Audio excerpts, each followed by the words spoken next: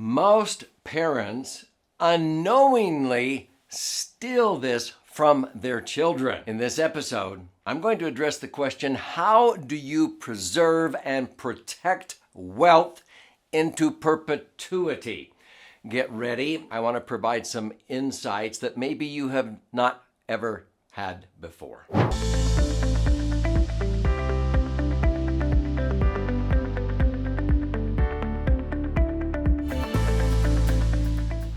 So my name's Doug Andrew, and I've been helping many wealthy families and just regular American families as they approach their golden years, their retirement, sort of get their financial house in order, but also empower them to be able to leave behind to their children, their grandchildren, those people they care about, what I call true or authentic wealth.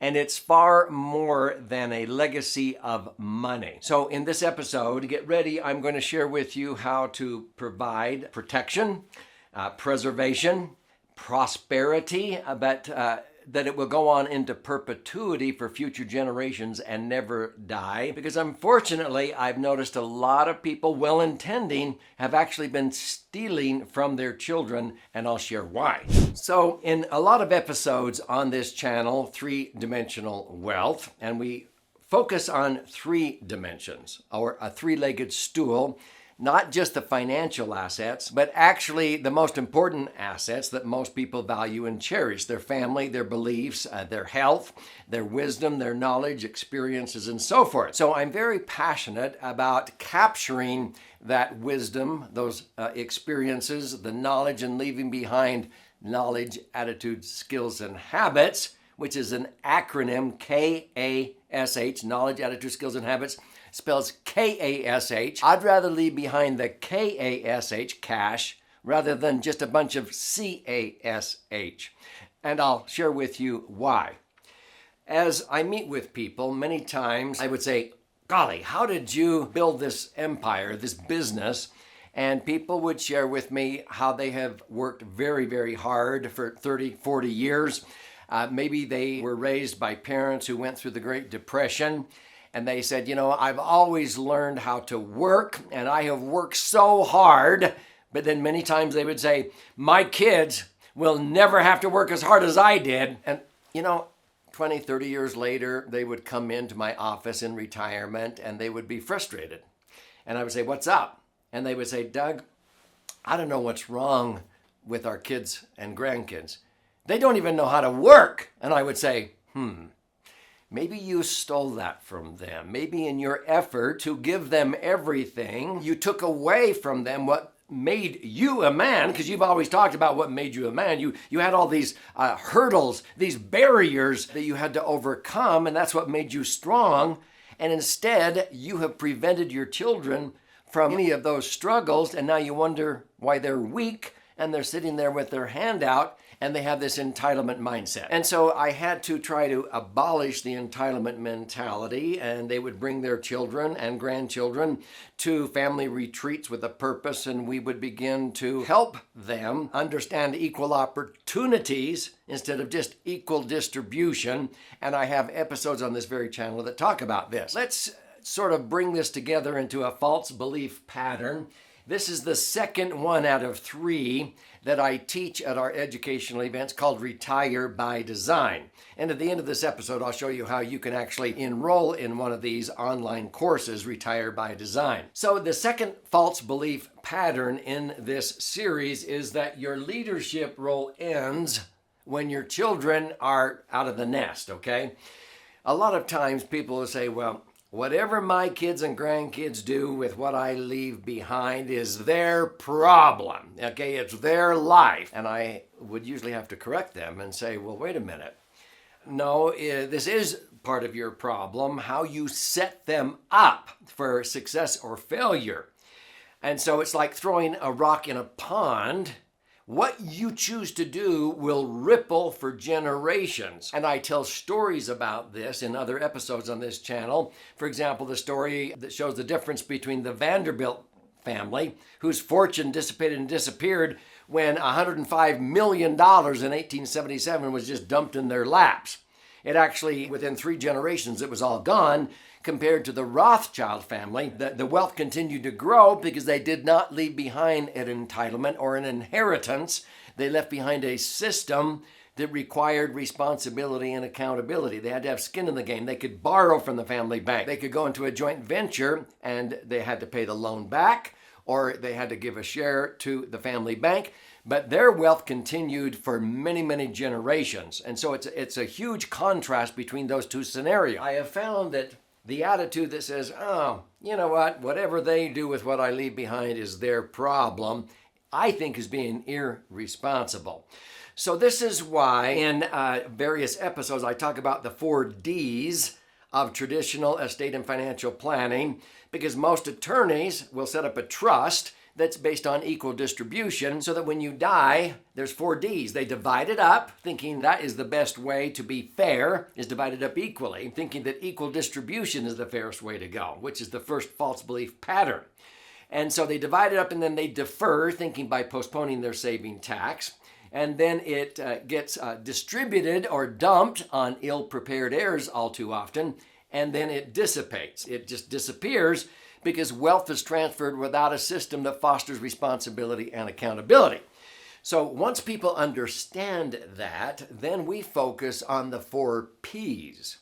And so you need to change to the 4 Ps, which I call an abundant living experience. And sometimes you have to teach your children and grandchildren this. Otherwise, they get worried, what, you're going to disinherit me? No, we're just going to leave behind equal opportunities instead of equal distribution. And so the 4 Ps are these. We want to have preservation. We want to preserve the family assets, but the virtues and values is more than just the money.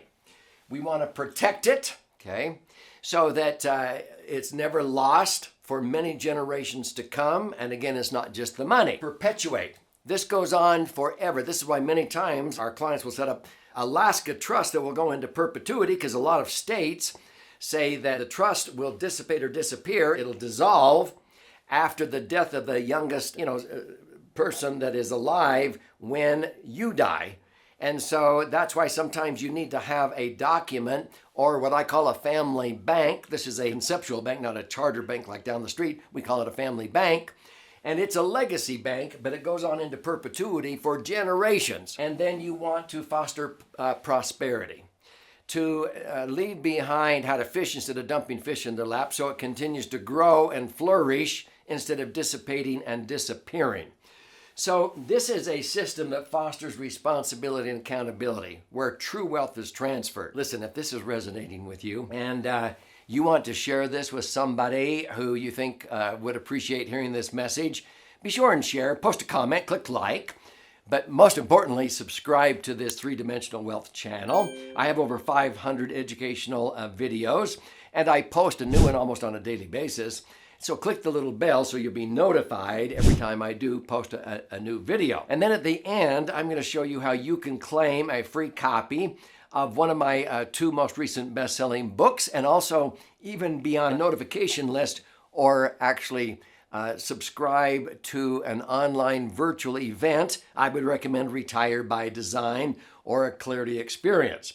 So stay with me. As we look at the 4 Ps instead of the 4 Ds, you will find that those you care about will begin to have more and more responsibility and accountability. And so in this framing here, this is the 3 dimensions of what I call authentic wealth. We have our financial dimension, which is one leg of the stool. We have our foundational dimension, which are these assets: family, health, spirituality, values, talents, and so forth. And then we have the intellectual dimension, which involves the wisdom that you gain throughout your life and your formal education, reputation, systems, methods, traditions, alliances, ideas, and skills. So this is a 3-legged stool, and I find that many people go throughout their entire lifetime wobbling on one leg. Maybe they accumulated all their wealth in this one at the expense of their health in this one, and then later in life they're spending all their wealth to try to regain that health. That's sort of stupid. Or sometimes they accumulated their wealth at the expense of relationships with their spouse, their kids, their grandkids, or their God, whatever their belief is of a higher power, and they're wondering, what was all that for at the end of the day? I'm not going to take any of this money with me when I die. There's no luggage racks on hearses, as the song says. And so these are the 3 dimensions of authentic wealth. We also have in the center what I call the Family Legacy Bank. This is a conceptual bank. I call it a perpetual cash fund. Now, you notice these are acronyms. KASH is knowledge, attitude, skills, and habits. That's leaving behind how to fish instead of dumping fish in their lap. Fund is actually family unity that never dies or dissipates. So when we look at the family bank, what we're trying to do is be wealthy, healthy, and wise in all three dimensions, have balance on a three-legged stool, and you want to teach those that you care about how to live and love, how to learn, how to give, and how to earn, okay? And so this is what I call abundant living in the three dimensions of authentic wealth. And it's right here in the center that I usually put the legacy bank, where we capture the knowledge, attitude, skills, and habits. And also you can give your time, your talents, and your money to those causes that you support, instead of just rolling over in this dimension and paying more and more in tax when the government actually allows you to redirect otherwise payable taxes to causes that you support. So let me share with you that by having the knowledge, attitude, skills, and habits, it's more important that you leave behind this cash than the CASH. So how can you do that? This happens to be a picture of me, my wife and I. We have gone on several humanitarian trips, and this is in the Dominican Republic several years ago. And I would go down with my brother-in-law. This was Smiles for Life. He's a dentist. And there would be 20 volunteers, oral surgeons, dentists, oral hygienists. And we would get up about 4 in the morning and go set up a sort of a clinic in a church or under a tarp, sometimes out in the country, in the sugarcane fields, where people make $1 a day in the sugarcane fields. And these people, we treat about 130 patients a day. Now, we are not giving them a handout, we're giving them a hand up. Because these people had to save at least $3. That's 3 full days of work to be able to contribute, and then they are the ones that earn the right. Many of them are there because their mothers took out microloans in the amount of about $200, and they set up a shade tarp and started to do a beauty salon. And then they would pay the loan back. It wasn't a handout, with interest. And they would get educated on how to be able to invest and build. And we had some of these women that after borrowing $200 and paying it back 4 or 5 times, they now had built a church, a hospital, a school, because they learned how to be responsible and accountable. And so this is my wife and our friend, and this is my brother-in-law, and we treat over 130 patients a day, and we do this for 2 solid weeks. But here's what I want you to understand. In this particular village, these were the Dominican children. They were all neat and clean, waiting for us as we got off the bus to set up the clinic at 6 o'clock in the morning. In this particular village, there had just been a bunch of Haitian children that were imported after the earthquake. And the Haitian children ran up to us as we got off the bus, and they started to tear my wife's necklace off of her neck and tried to pull her pierced earrings through her ears. They tried to grab my watch off of my wrist. Gimme, gimme, gimme. And these Dominican children are like, what are you doing? What was the difference? The Haitian children after the earthquake were used to handouts, and they were taught, if you go grab, you'll get the firstest and the mostest, grab, grab, grab, I want a handout. And the Dominican children, they were learning, they had to work for 3 full days with their mothers in order to have the right to have their teeth worked on. That's the difference between a handout and a hand up. So we think this is critical to teach, and so I would recommend you learn more about this. If this is resonating with you, this is just a snippet of a 6-hour course I teach called Retire by Design. And you can learn about these concepts in this book, Entitlement, Abolition. And you can go to entitlementabolitionbook.com. You contribute a nominal amount towards the shipping and handling. And I'll cover the rest of that, and I'll fire out a free copy for you. It's 200 pages. There's also stories in this book, The Laser Fund. And if you're more into the financial asset optimization, You can go to laserfund.com, same thing.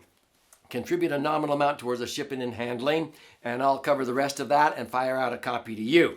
So that's 500 pages between the two books. But here is what I want you to do. When you're in there, there will be options to listen and learn, watch and learn. There's 18-hour master classes that I recorded in video for each of those two concepts, and many people have enrolled in those.